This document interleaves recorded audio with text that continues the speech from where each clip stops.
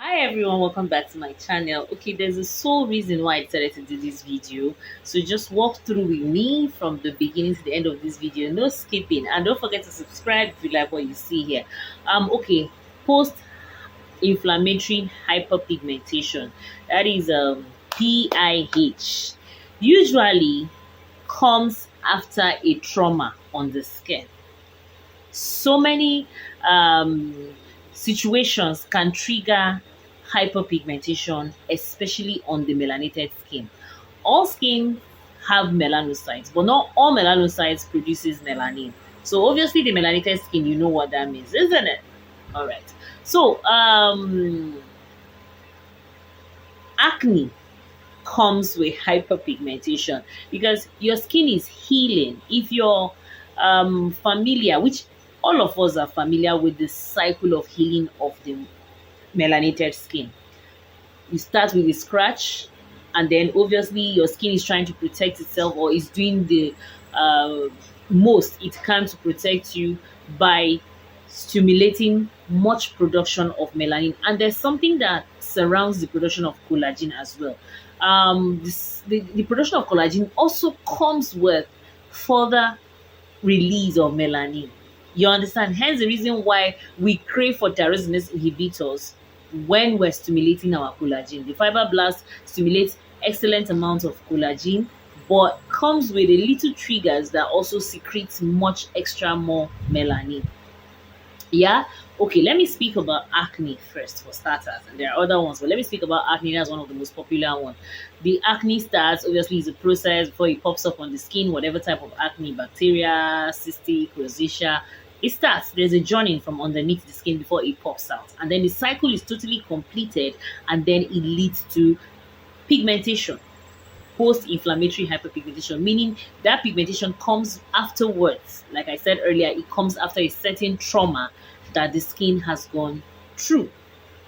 Okay, now it comes up looking dark. And the moment there's pigmentation on your skin, obviously is associated with darkening of the skin. So it was a bit weird to me, I'll not lie to you, when someone reached out to me that they bought products, then they were battling active acne, and then they bought products that tamed the active acne, obviously. So they are now left with the acne scars, which is the pigmentation. And they reached out to me to tell me that their face is dark. And I'm like, I don't understand.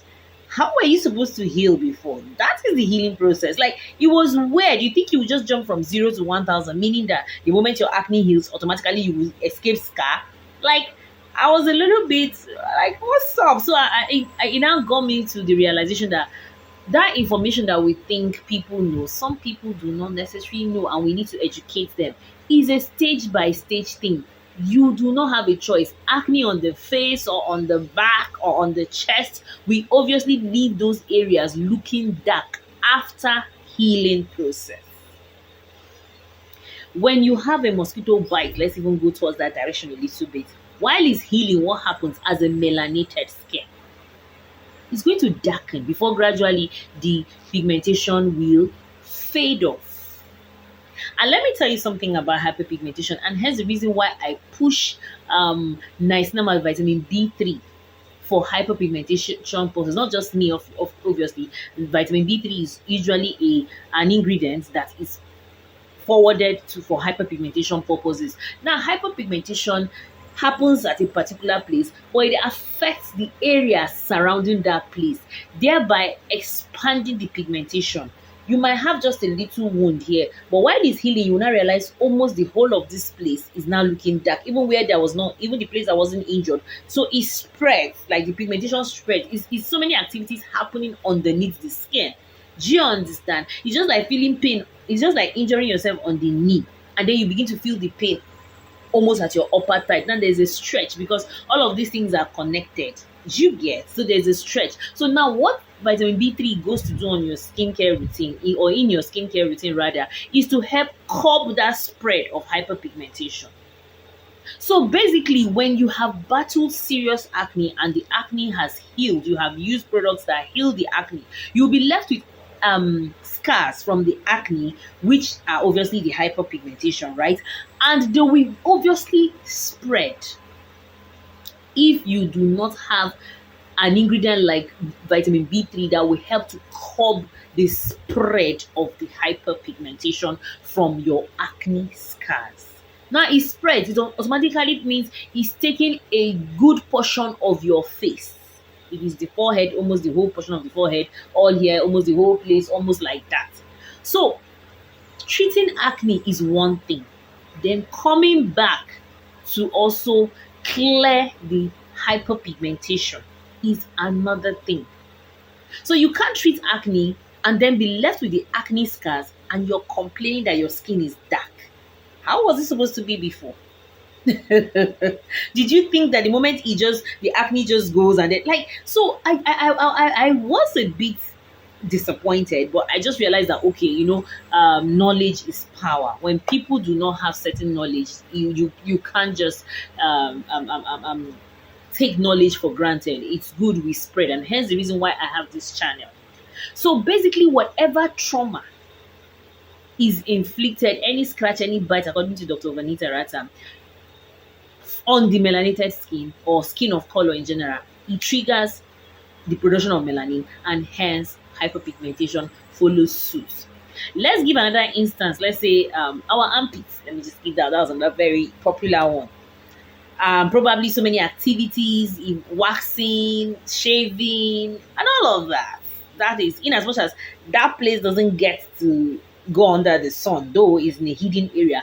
But the fact that those trauma, those scratches, those activity has triggered the stimulation of melanin in those areas, obviously they now become dark. And hence the reason why, of course, skincare products should also get to that place. Exfoliants or tyrosinase inhibitors, as products with tyrosinase inhibitors, will help to fade out such pigmentation. Sunburn is another very key one. And let me still come back to the acne healing and the acne scars. Exposure to the sun also increases the production of melanin. So when you're treating for acne, it's very important, not just acne in general, even if you don't have any issue as a melanated skin. Let's keep aside that black don't crack. Obviously, black don't crack, but we still need to nurture black, if you know what I'm trying to say to you. Sunscreen is very important. But for post-inflammatory hyperpigmentation, without sunscreen, it can become worse. Because like I said, the sun is another trigger on the melanated skin that secretes more melanin, which is a good thing. I'm not saying it's not a good thing, but then you as a skincare enthusiast should know how to introduce products that will help calm down the burn from the sun, because sun in general touching us, it helps with our general well-being, internal well-being, right? But on the skin, it can be overwhelming because our melanocytes will be triggered and it will produce so much melanin. It's all good vibes though, but good vibes that needs a good skincare routine that will be definitely effective. So what am I trying to say? When there's a trauma and then eventually there's a hyperpigmentation, skincare routine needs to be introduced with the inclusion of sunscreen at the end of that skincare routine. I was discussing today with one of my friends, and I told her that there are some people that I do not sell products for. Reason because they are refusing, they are resisting buying sunscreen. So when you come with hyperpigmentation, I first convince you to buy sunscreen. Now, when you successfully buy sunscreen, then I can now start introducing you to retinol to help with quick cell turnover, and then with AHAs to help with exfoliation, and then products that contains tyrosinase inhibitors that will help to fade out the hyperpigmentation gradually. Now that's one very important thing that I want you guys to take note of. It's still not a miracle. Like your skin cannot just jump from 0 to 1,000 at a go. It is a process gradually. And just because the acne has stopped coming up, just because you have either, speaking on acne, acne situation, just because the acne has stopped coming out, like active acne have really reduced drastically due to maybe using any good acne products, doesn't mean you should stop. Because like I said, there is a lot of activities happening in the inside, so you need to still continue. Like before, I used to battle with acne rosacea, but I till today, I still use products that will help against acne rosacea, in as much as I'm not really having active flare-ups. But the fact that my skin is prone to acne rosacea, I still stick to using it, though not as much as when I was battling with the active acne rosacea, if you know what I'm trying to say to you. So when you're battling with active acne, maybe let's say bacteria active acne, you are encouraged to use salicylic acid or benzoyl peroxide depending on the severity of the acne. But once the acne is reducing, it doesn't mean that you should dump the product. Like that of benzoyl peroxide, okay, you could stay away from benzoyl peroxide and then pick up another, most likely substitute that salicylic acid for bacteria acne. You know what I'm trying to say to you. But for like cystic ones or rosacea, azelaic acid does the good job of helping with those ones. So what am I trying to say to you? Just because the active acne has stopped does not mean you should stop the acne product itself. But just know that the acne stopping, active acne stopping is one stage, right? Now it leaves you with the acne scars, which of course is the hyperpigmentation that will lead to darkening of the skin, and then you need to still work on it. So it's a step by step. It's not easy, and here's the reason why acne and acne scars themselves, they usually affect self-confidence and what will I say, esteem of a lot of people, because the appearance of your skin is not something you would like. It's obvious that this person was so bothered about the appearance of the skin, like this is dark and all that, but just get to know that PIH is in stages, and you need consistency and time for the whole thing to fade out, for you to have an even skin tone, most likely a glass skin. There are products that you will work with. Maybe I will do a next video that will kind of guide when picking products for acne and hyperpigmentation as well, because the hyperpigmentation generated from acne can never be under-emphasized or can never be over elaborated. It's very important. So most likely I would love you to drop in the comment section if you're interested in me going through or guiding towards products that will help with fading out of hyperpigmentation very fast on the melanated skin. Do let me know, because I would love to put out product that I would love to put out content that people would watch, just like I would like to put out products as well that people will buy. Okay, thank you so much, and hope to see you in another video soon. Bye.